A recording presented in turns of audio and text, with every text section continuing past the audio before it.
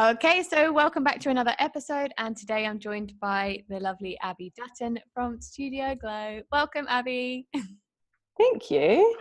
Good morning from New Zealand. Yeah, so it's weird timing. So it's 9 o'clock at night here, and it's 9 a.m. there, right? Yeah. Yeah. So she's all glammed up, and I'm all like, I've got my tea, I'm ready for bed. Little grandma. Yeah. So Abby is a friend of mine. We danced together for years and years, and now she's a fitness professional like me. But why don't you tell everyone a little bit about yourself so we get to know you a little bit? Yeah, so when I finished school, I knew dancing was all I wanted to do. So if I went for 2 years at full-time college and trained in musical theatre and absolutely loved the stage and everything about performing and wanted to continue in any way I could. And in New Zealand, that's a bit tricky. So you kind of have to make sure that you've got the will to travel and to go away from home and risk all of those sorts of things. So off I went to Princess Cruise as my first contract in LA and did a rehearsal period for 4 weeks there and sort of discovered that this whole cruise thing was pretty cool. And then 5 years later, I'm still sort of doing it, having done a Bollywood film contract and a few more ships and different companies and things like that, and absolutely loved it. And sort of realized after a little mishap and maybe 2 or 3 years into it that perhaps dancing wasn't always going to be there for me as much as I loved it and wanted to think I could do it for a long time. The nature of the industry, I guess, meant I looked into other avenues as well. And the first thing I came across, having quite enjoyed getting into teaching Zumba in gyms, was the fitness industry. And so I started in a little bit of a break before my brother got married a particular year. It was sort of a little bit of time up my sleeve and not any intention to go away again. I got studying into the fitness industry and into personal training and loved it, and sort of thought, hey, this is kind of an option for me. As soon as the ship thing isn't happening for me anymore, this could be me. So after having done level 4 or something like that, I went on another contract and continued my distance learning. And then when I came back from my last final contract in 2015, I got myself a job at Les Mills, which in New Zealand here is our best gym. It's our biggest gym, and where I was sort of hoping to start my career. And here I am, sort of 2 years down the track, having moved out of Les Mills, feeling as if I'd wanted to spread my wings and had my backup behind me with clientele, and then moved into my own premise about a year and a bit ago to start finally kind of combining the dance and the fitness in my own business called Studio Glow. So yeah, you're underplaying it, crazy. But Studio Glow just won what? Studio of the Year? Year? Yeah. Studio of the Year. Of the year. Like, I was so proud when I saw that you'd won that. It's so exciting. So me and Abby danced together, like the contracts that she was talking about there at Princess, like we danced. I can't believe when you said it's 2015, it was 2015. I know. And then I remember you were putting your business together. We were both like putting our businesses together. You were like finishing dancing before me, and off you went. And now you have the Studio of the Year in New Zealand. Yeah, it's pretty crazy. It happened very quickly. And I think that's what I found the most exciting about this whole thing, is that, you know, in the dance industry, it was awesome and it was very rewarding, but to come into an industry and virtually be here for 2 minutes and feel like I'm getting somewhere, it's really, really cool. It's but been you've really got rewarding. Real like determination, and you don't do things slowly. Like you go no, you're dead right.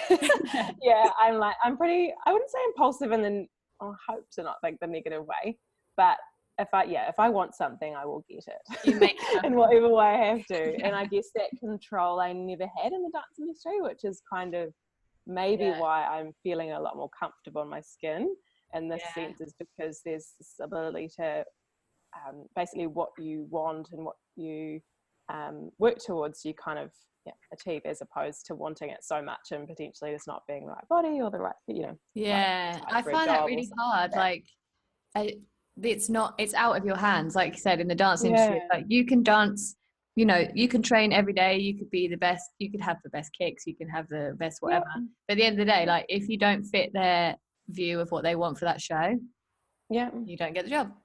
Right place, right time, all the time kind of thing. Exactly. So So you talked about in your intro there, like that you had like a little blip that made you think about maybe the dance industry wasn't for you.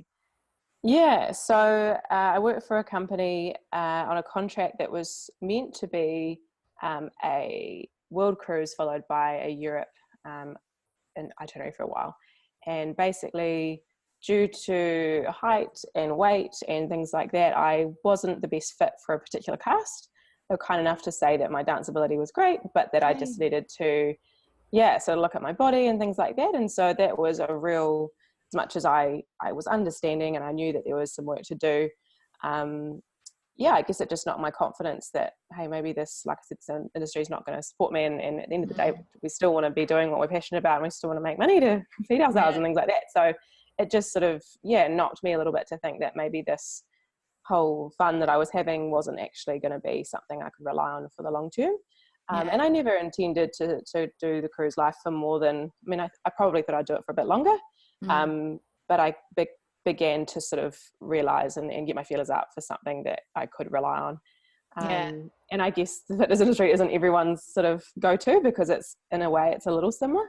But I've found here, it is each week is a different story, even in the industry I'm in now and with that security, but it is a lot better knowing every day that you've got something that's going to cover you for the year or the however long ahead, as opposed to every 6 months finding something new.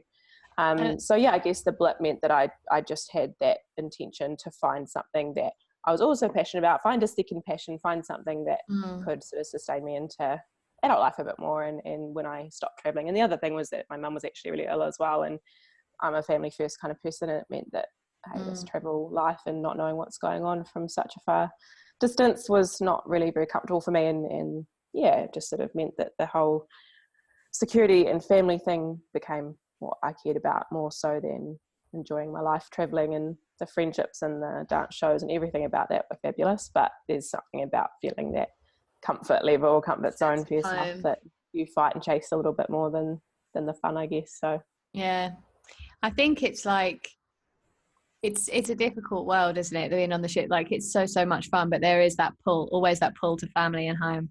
But the dance side of everything as well, like it can be so cutthroat. And I think people who aren't in the dance industry or like the performing industry or whatever, they're so surprised when we say how much of it is down to how you look. Absolutely. But for sure, when people watch shows, they're judging how people look because it is about how you look, and it sucks. It's just is like that. It's very, very strange.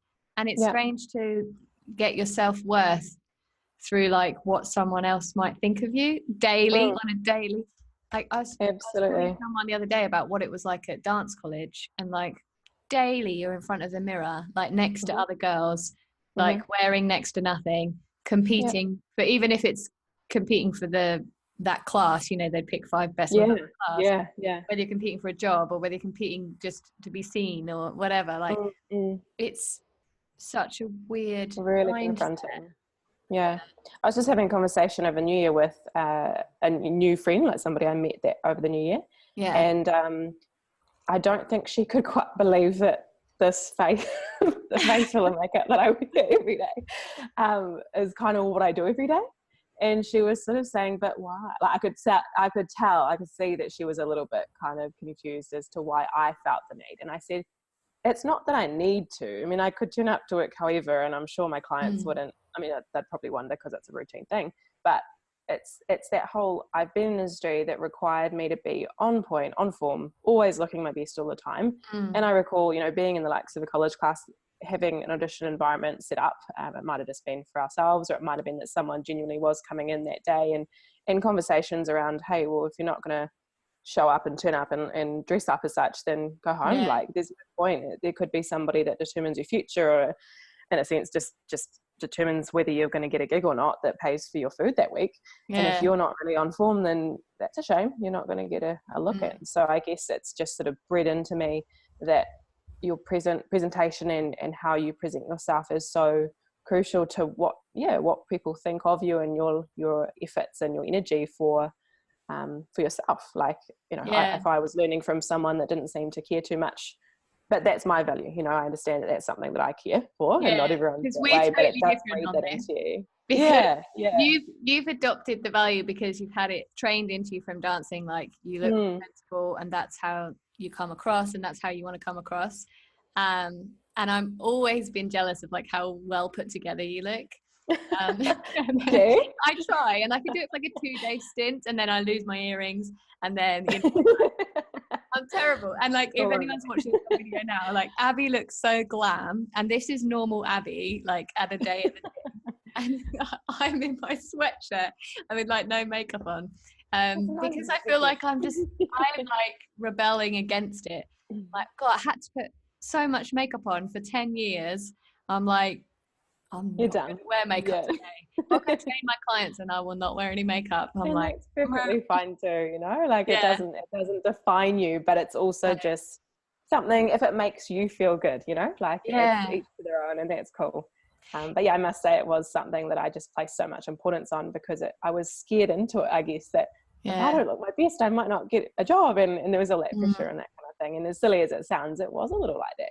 It is like that. It honestly is like that. Fantastic dancers, and one's really well turned out, and the other's not. Like it's kind of a no-brainer. So it makes a difference, yeah. Oh, well, that's awkward. My mum's calling. I don't know what to do. It'd be part of our conversation. Oh dear, Mum. Oh, I'll call her in a bit. She'll love it that I'm chatting to you. She always said that. She's always like, oh, Abby's makeup always looks so nice. She always looks so beautiful. And she's trying to get me, she bought me a whole makeup set for Christmas. She's trying to get me to be more girly. Oh, bless her. How cute. Yeah, so when you were dancing then and you had this like, when you were on that contract and you had someone tell you, I've had the same experience, that's why I can talk about it, but you had someone tell you like, you need to do something about your body shape. Yeah. How does that make you feel? Like, how do you react to that? I was livid. Like, I guess I can't deny that I knew, and it was always going to be a challenge for me. Like, I actually just said to my mum this week, having been on holiday and sort of going into the start of the year, like how nice it is for one of the first summers to not be thinking about what I'm eating all summer because I'm about to go on a contract. Yeah. And funnily enough, it's been less of an issue weight-wise. Weight has been less of an issue for me when the pressure hasn't been there. So in the last 2 or 3 years since I've been home and not worried about the year to come in terms of dance career-wise, it's been a lot easier. So I think that pressure on myself, in actual fact, wasn't the best thing. It was detrimental. It was. And so, being told that, but then I guess always thinking that my dancing or my ability or skill level would have me get there. And I guess I couldn't rely on that either. But I often knew, and I was often told that, you know, I'd be fine because I can dance kind of thing. And that wasn't ever a safety net. It doesn't stop you from, you know, potentially making your way out of a cast. But yeah, I had this faith in myself that, but I can dance, and I've had so many years of ballet training and all that kind of thing. Yeah. But I mean, this was a story I would never speak of. Like I probably told you, Gareth, in like times when I felt comfortable to talk to somebody about it. But at the time, it was a really scary thing to kind of have people know that this thing that I was chasing and that I'd done all my life, and everyone knew Abby was the dancer, and then suddenly I was pushed out of the dance, you know, like it was really, really hard. It was like, it's not because you speak about it with confidence now, but it's nothing to do with your talent. It's nothing to do with how hard you work. It's just to do with how fickle and hard the industry is, and like the view they have on things. And like, you can just get in front of one choreographer who decides they like girls who are 6 foot tall and stick thin, and then you're screwed. And I guess the other danger as well is that, you know, you're all internationals coming into a place to work. So the chances of getting that right, even for not to blame the artistic team, but, you know, for the panel as such that are auditioning all these girls or watching videos of these foreigners that are coming into their company, to get that mix right when you've got, for example, my opposite was a Hungarian woman who was shorter than me to start with, you know, like I was never quite going to look like her, but until they get those people from Hungary and from the UK and New Zealand and Australia all in one room, they don't know, and it's a really hard task as well. So I accept that sort of stuff happens, and ideally, or not ideally, ultimately, that is what happened for me, is that it was just a really bad mix, and I wasn't the only person in the cast that had trouble with that kind of thing. So yeah, I guess it's a matter of everyone kind of getting it right, and luckily for 5 other contracts, it did go right, but it's just one of those things, and I enjoyed the time I had, and that was me. I think on those contracts where like you have a mix of dancers who you've got real different personalities, and everyone looks different, everyone like it looks clean, but everyone dances with their own style, and everyone's got different body shape. That's the interesting cast, rather than having like 10 clones. And I think I saw the proof of that. And for example, the cast we were in, like, we were all so different, but I think as well the nature and the rapport, or what would you say, the energy of the group itself, like we were such close friends, and that really makes a difference too. And I think that's a side of it that perhaps can go a little bit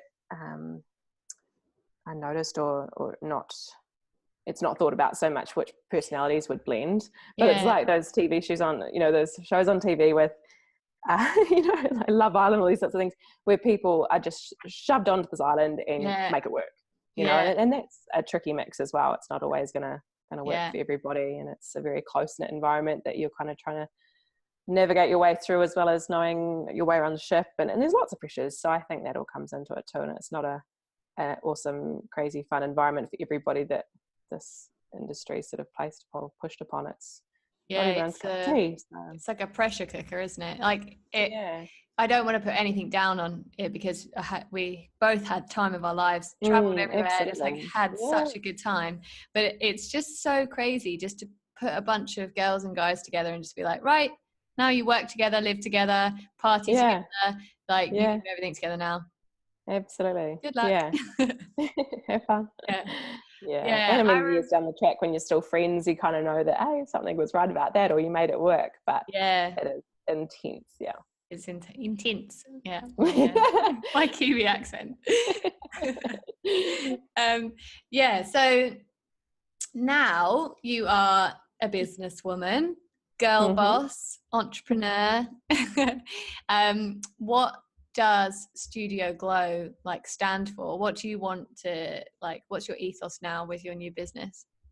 Well, using, I guess, all of that experience and those feels and everything that's happened thus far, I guess my big hope is that we're not a gym that is all about turning people into athletes, or necessarily having huge transformations, anything like that. I guess the transforming comes in the mind rather than the body, and sometimes those things happen naturally, and that's really cool.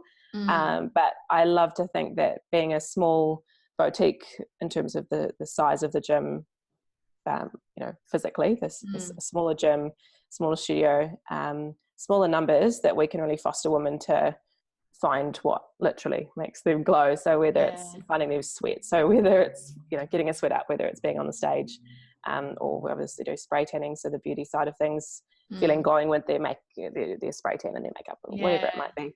I think the joy I get out of my position right now is seeing women leave the studio having walked in feeling a bit under the weather, or having had a bit of a stink day, and then doing a class or a session of some kind and leaving just feeling that a bit better. And that to me, it might only be a little bit better, it might be a lot, but that's success, and that's quite a hard thing to achieve in a lot of different sports. I can't say that every dance class that I went to in college I walked out of feeling awesome, because it was a bit of a pressure point for me, whatever. So I think the environment that I want to create is without pressure, not your typical dance class where you're told to turn your legs out and do this and do that, but just a feel-good thing. I mean, none of the women in my group are potentially looking at a dance career, unlike the nature of the classes I had. Like I said, we're not CrossFit, we're not a particular style of fitness that's demanding on the body. It's literally just work that gets people moving, that gets people technical, so moving well and safely, because that's a big thing. Having done the dancing thing, it's not okay to work with your body moving in an unsafe way that could potentially be damaging to your everyday, your career. So making sure people move technically and safely so that they can do it for the long haul.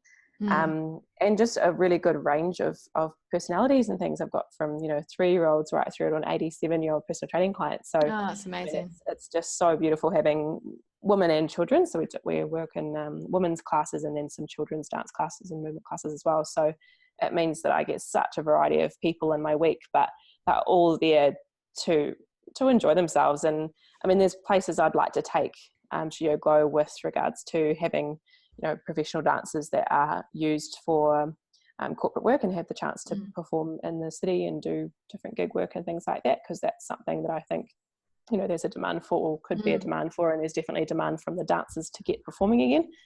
So outlaying those opportunities for those girls and things like that. But at the moment, like I said, it sounds simple, but the joy of seeing people in a class nailing something that was always a bit hard, or feeling stronger and feeling more sort of empowered and ready to go about their day or their week. That's me right now. That's a real buzz. I think it's so nice because we both also came through like a bit of more of like a bodybuilding route into fitness as well. Not that we were competing or anything, but like that was what opened our eyes, I think, to fitness and like getting serious about it. And that's so like goal focused, and it's so like obviously aesthetic focused.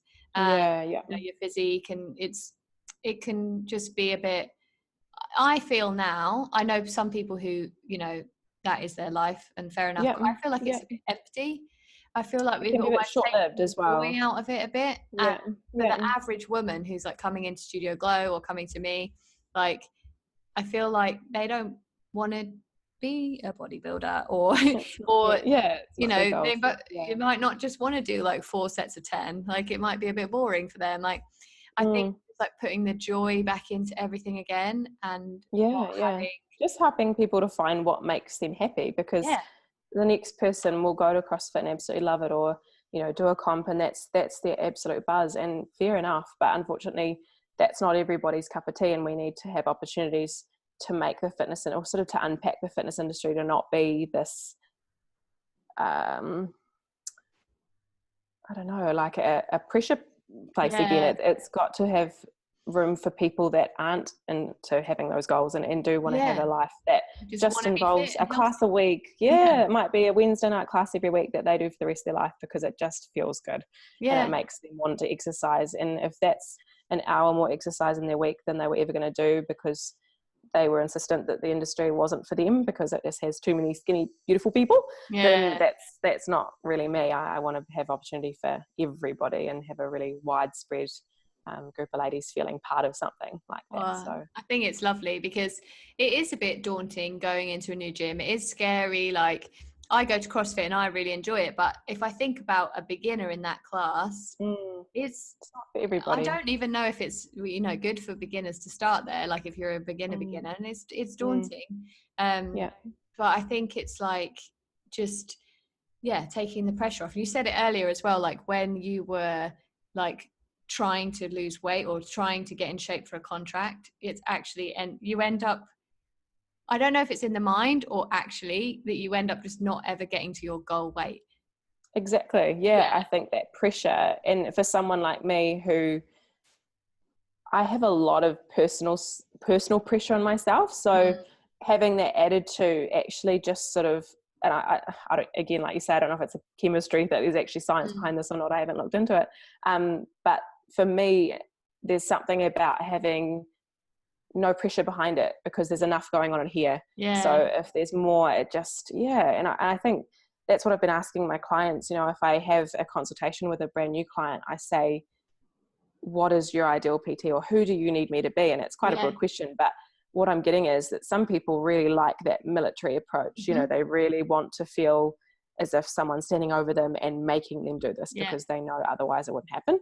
And that's, that's right and feels good for some. But for others, they really just need that really personal friendship, encouragement kind of approach, because it's not going to happen otherwise. They've had enough mentors or people bringing them up. It might have been that they had a really rough sort of strict childhood, and so now they just sort of fizzle out when it comes to having that kind of pressure again.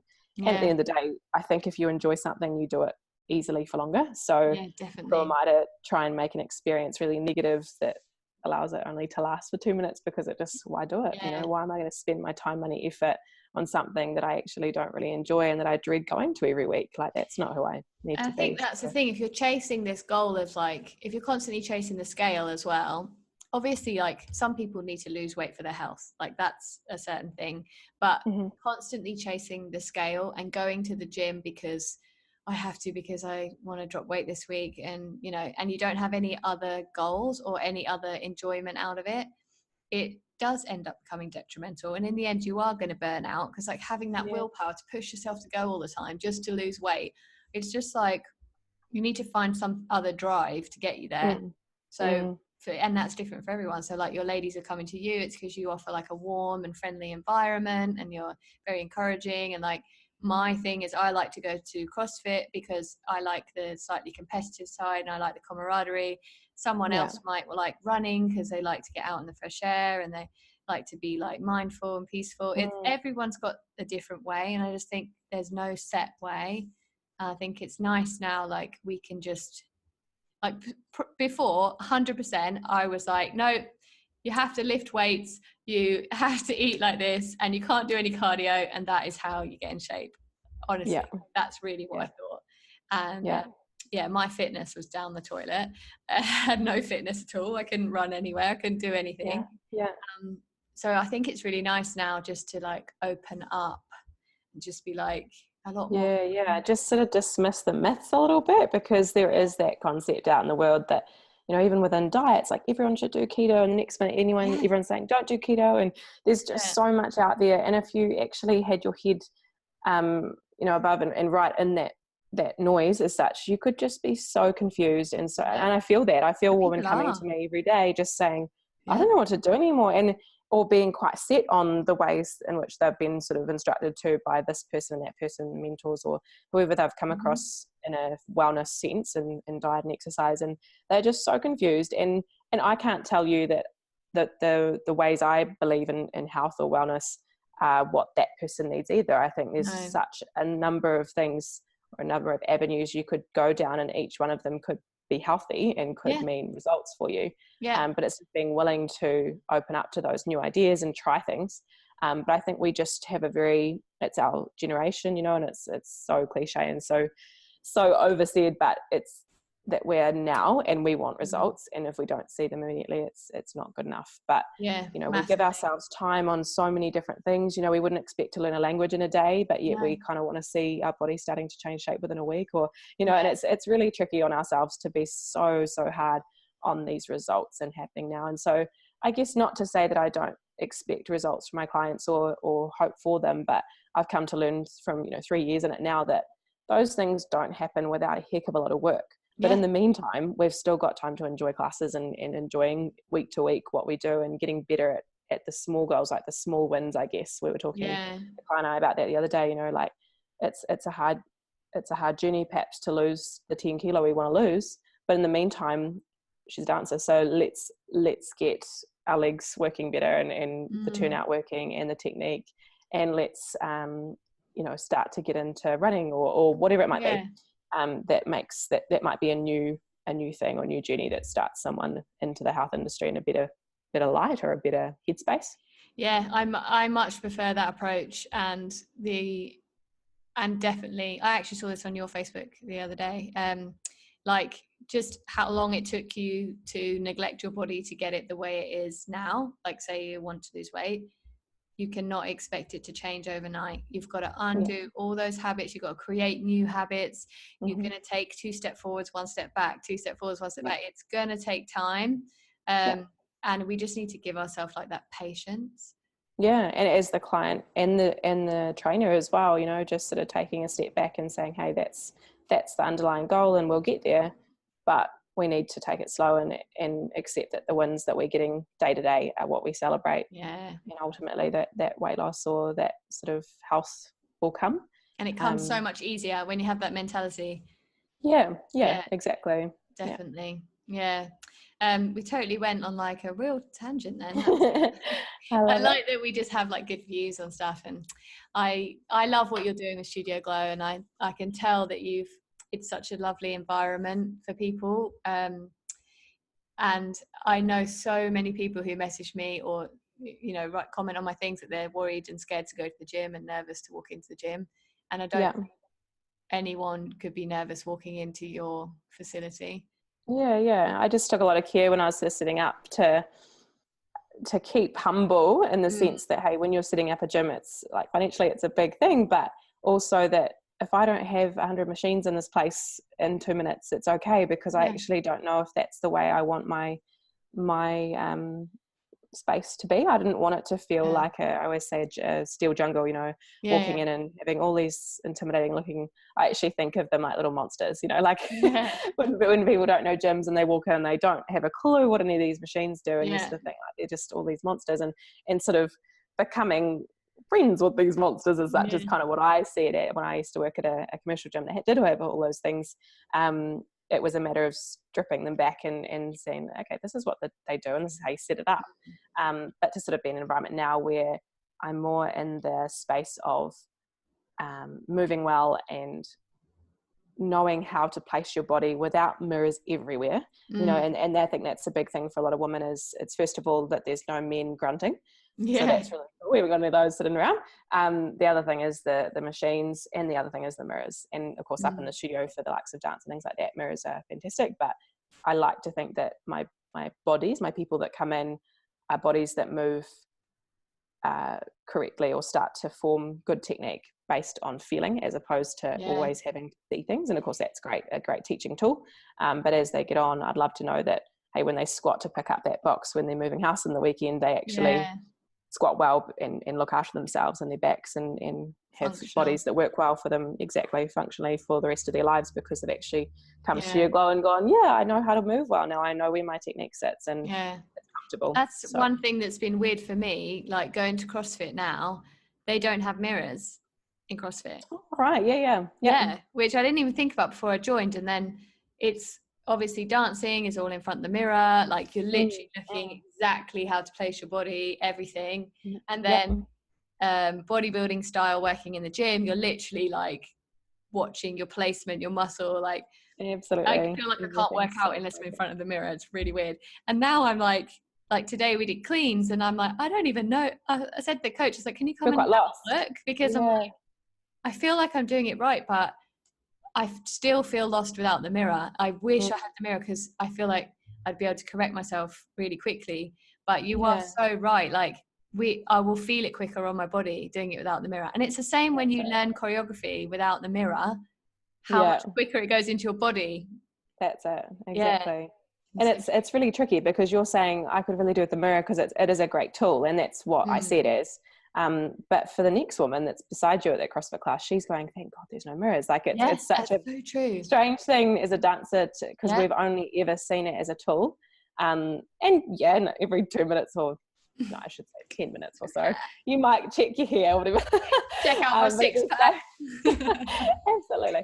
But at the same time, for a lot of women, that's really frightening. And funnily enough, just another side of setting up the studio was such that in the meantime, I wasn't going to be mirroring the whole studio because of finances, I guess. It was a matter of setting up slowly and building up, I guess, as I went. And I was a little bit, I guess I felt a bit stink that I was only mirroring maybe a half of the wall. Or 3/4 of the wall. And so that extra little bit either side that currently has no mirror, I'm thinking, I'd really, like to make sure the whole wall has mirrors. And funnily enough, I've got women that like jet themselves over to the spots where that don't have mirror because they don't want their class to involve that. They just want to enjoy what they're doing without seeing every second of it. And I thought, that's so interesting, just those little things that happen. Because it's not it's not my natural. I honestly, like, if there was a mirror, and not because I love looking at myself in the mirror, but I will naturally make a beeline so I get a spot in the mirror if I went. Exactly, it's a tool that it is. It's just like habit, but it's so true. Like to get into a headspace of someone who's new in the gym and obviously not a dancer or whatever. Like, the mirror's disgusting. It's horrible. Absolutely. But it's also, this is the other thing which would be very cool, is to help those women feel confident enough from the inside so that they can stand in front of that mirror and be like, totally, I look awesome. absolutely. So that's the other work to be done, isn't it? But I had to keep reminding myself of that side of everything to keep building people up from that side as well. Yeah, it's not all just in the results or the number on the scales as such. It is so much about what the head's doing as well. And and I think that's what the dancing side has given me for the fitness thing, is that when you are seeing yourself as just a body, you can become quite, I think I did become really thick-skinned and very harsh on myself and potentially on others as well, expectations wise, because that's what my norm was. And so to kind of strip that back and say to myself, just because I want something for somebody, if it's a client or a friend or whatever, that's not necessarily what they want, and they don't have to feel a certain level about themselves. It's purely me placing that on somebody because that's what I would want for them. So just being accepting of everyone being on their own journey and wanting what they want for themselves. That's very true. Yeah. It's been so lovely chatting to you, Abby. I went to New Zealand recently and went into your studio, and it's so cool. I'm so proud of you. And it's been lovely to get a little insight into like your journey and everything.